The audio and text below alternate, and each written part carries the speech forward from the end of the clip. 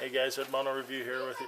Today we're going to be changing this power steering pump on a 97 TJ Wrangler with a 2.5 liter engine. So what we first got to do is you got to take this pulley off, or loosen the pulley. You do that by loosening that bolt right there and loosening the pulley bolt. They're 15 millimeter. So we're going to get that done. It's that pulley right there underneath the power steering pump. That's 15 millimeter. You loosen that, and you loosen the belt by backing off that bolt. We'll do that right now. Okay, now we got the belt loose. So we'll make sure we remember how the belt goes back on. And we finish taking off the belt. And we got these 3 bolts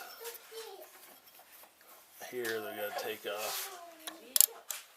And you can access them through the hole in the pulley here. And once we get this off, we're going to have to take it over to the, we'll have to take a puller and pull this off the front of the power steering pump. We'll get the part, and we got to take the high pressure side off and the low pressure side off of the power steering pump. We're going to go do that now. Alright, that's what it looks like out of there. I'll show you what it looks like. Alright, here's the power steering pump. We got to go get a puller to pull that pulley off. This was a remanufactured one, but our power steering wasn't working, so hopefully when we put the new one in, we get power steering back.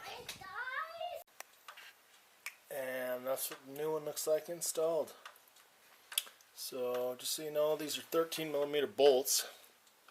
13 millimeter, 13 millimeter, 13 millimeter. There's 3 of them. This is a 5/8 or 16 millimeter. Make sure you put your new O-ring on it when you get your new pump. AutoZone will have the pump pulley puller, and they can help you take it off, put it back on. Really simple. Put your low side, high side back on, and it works great. That's what was wrong with it. Thanks guys for watching. Bye.